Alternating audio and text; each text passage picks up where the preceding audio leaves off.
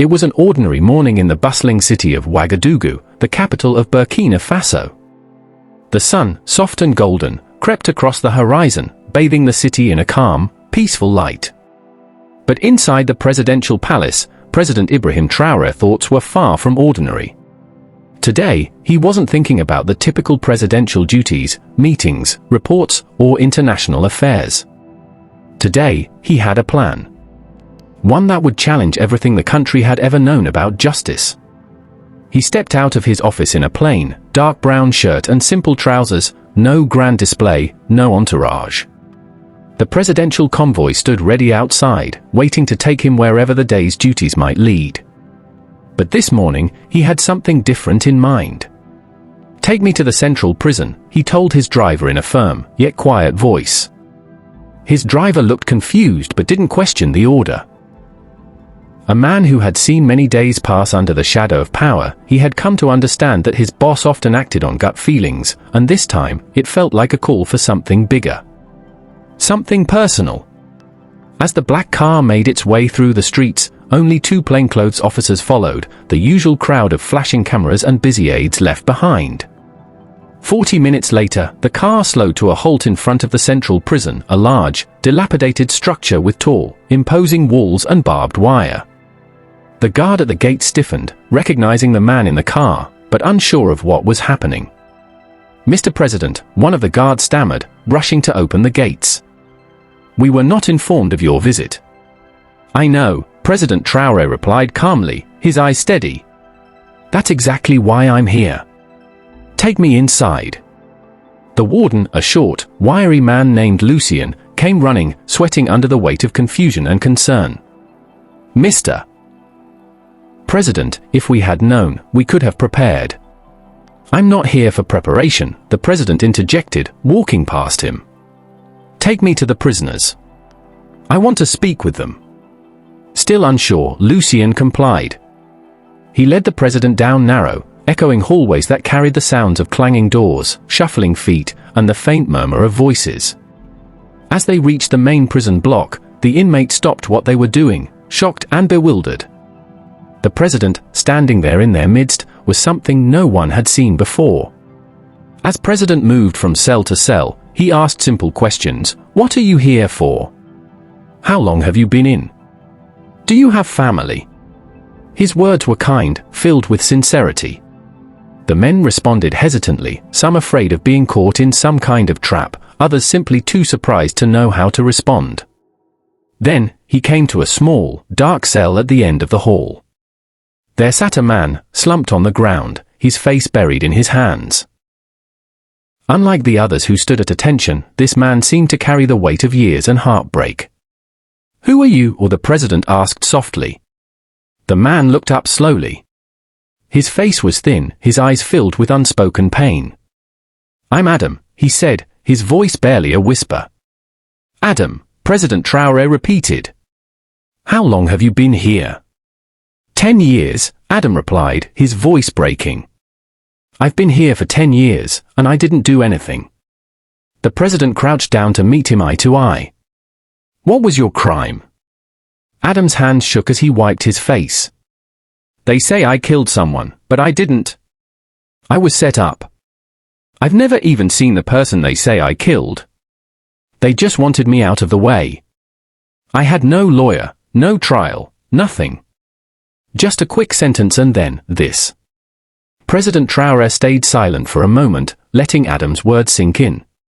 The air in the prison seemed to grow heavier, as if the walls themselves were listening. The president looked at the man. No anger, no bitterness in his eyes, just a deep, quiet sorrow. "Why didn't you appeal?" the president asked gently.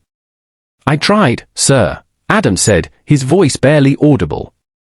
"But I have no money. No family. No one believed me. I had nothing." A silence fell over them. The other prisoners, some of whom had gathered to watch the exchange, stood still. Even the guards had stopped what they were doing.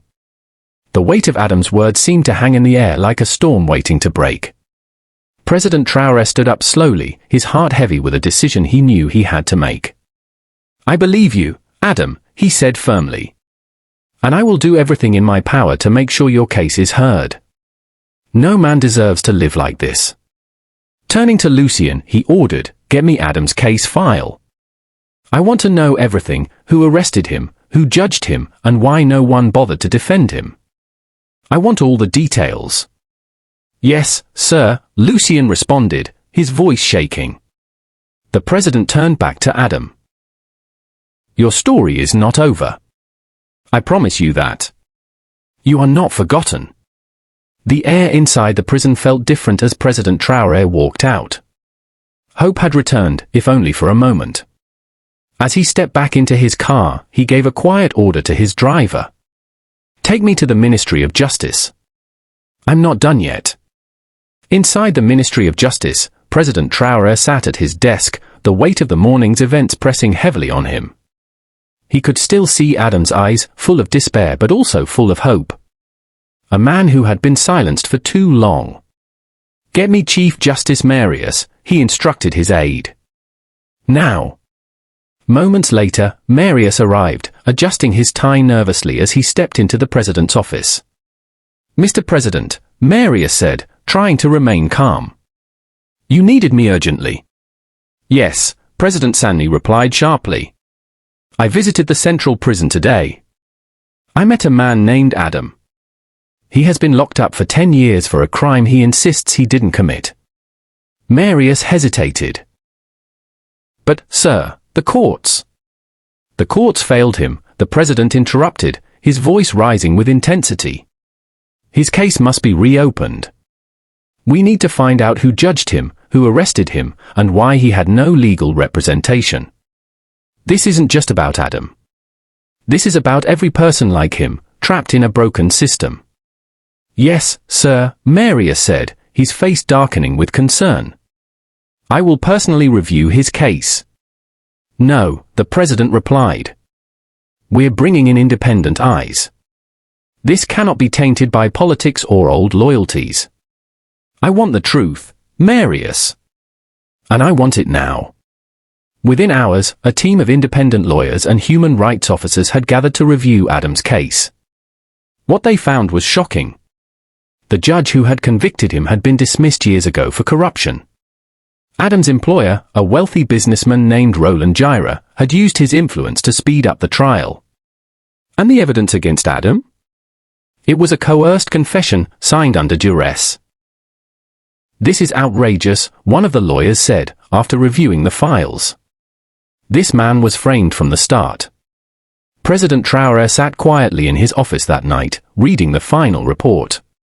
When he finished, he closed the file and whispered to himself, "I knew he was telling the truth." The next day, the president returned to the prison. This time, cameras and reporters followed him. The nation would watch as Adam's life began to change. When he reached Adam's cell again, the president's voice was filled with warmth. "Adam, I have good news. You were not only wrongfully accused, but you were abandoned by a system that was supposed to protect you. I am sorry for what you've endured." Adam blinked, his eyes wide with disbelief. "Is this real?" he asked, his voice shaking. "It is real," President Traore said, smiling. "You are going home. Today." Outside the prison, a crowd had gathered.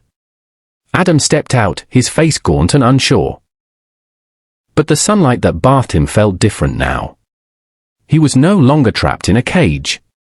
Reporters rushed to him, asking questions, but Adam only looked up at the sky, his heart full of emotions he had long forgotten. "I don't know what to say," he whispered. "I have nothing. But for the first time in years, I have hope. And that's enough." The president placed a hand on his shoulder. "You are not alone, Adam. You will never be alone again." That day, Adam was taken to the presidential guest house, where he was given clean clothes, a hot meal, and a bed to rest in. It was a new beginning. But this was just the beginning. President Traore knew that the task ahead was monumental. He called for a full audit of the justice system, beginning with the cases of prisoners who had served over 5 years without proper legal support.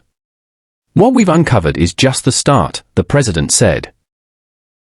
We will not stop until every innocent person is freed and the system that failed them is rebuilt from the ground up. As the days passed, Adam's life slowly began to take shape again. The president appointed him to a special task force dedicated to reviewing the cases of the wrongfully imprisoned across the country. And so, the mission for justice continued, not just for Adam, but for every voiceless person in the prisons of Burkina Faso. A mission fueled by truth, compassion, and the unwavering belief that no one should be forgotten.